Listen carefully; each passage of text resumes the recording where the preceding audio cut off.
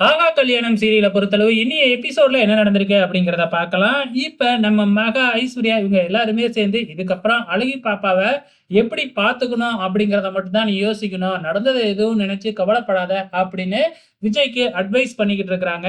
அந்த நேரம் பார்த்து கரெக்ட்டா அனாமிகா என்ட்ரி குடுக்குறாங்க கைய தட்டிக்கிட்டயே. அனாமிகா வர்றத பார்த்து விஜய்க்கு கோவம் வந்து, "இங்க எங்க வந்த? ஒழுங்கா அப்படியே திரும்பி போயிடு" அப்படின்னு சொல்லி திட்டுறாங்க.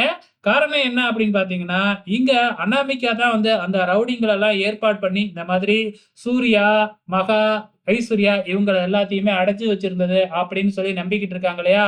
இது எல்லாமே சித்ரா தேவி தான் பண்ணுனது. ஆனா, அனாமிகா மேல திருப்பி விட்டுர்றாங்க. இந்த அனாமிகாவும் தேவையே இல்லாம கோவத்துல, "ஆமா நான் தான் பண்ணுனேன்" அப்படின்னு வேற ஒத்துக்கிட்டாங்க இல்லையா?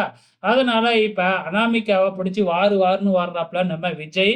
ஆனா விஜய் மேலலாம் எனக்கு கோவம் இல்ல. கோவம் எல்லாமே சூர்யா மேல தான்.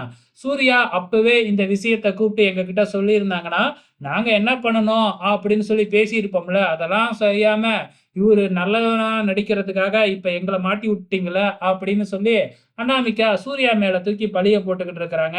அதுக்கப்புறம் என்ன, நம்ம விஜய் இருந்துகிட்டு அனாமிகாவ ஏத்துக்கவே முடியாது.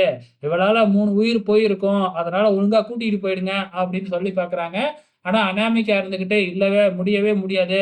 நான் இங்க தான் இருப்பேன். இதுக்கப்புறம் நீங்க எவ்வளோ கஷ்டப்படுறீங்கன்னு நானும் பார்க்குறேன் பாருங்க அப்படின்னு சொல்லிட்டு உள்ளார போயிடுறாங்க. இங்க வந்து நம்ம சூர்யா எப்படி மகாவ வந்து சமாதானப்படுத்துறது அப்படின்னு யோசிக்க ஆரம்பிச்சுட்டாப்ல. வெயிட் பண்ணி பார்க்கலாம்.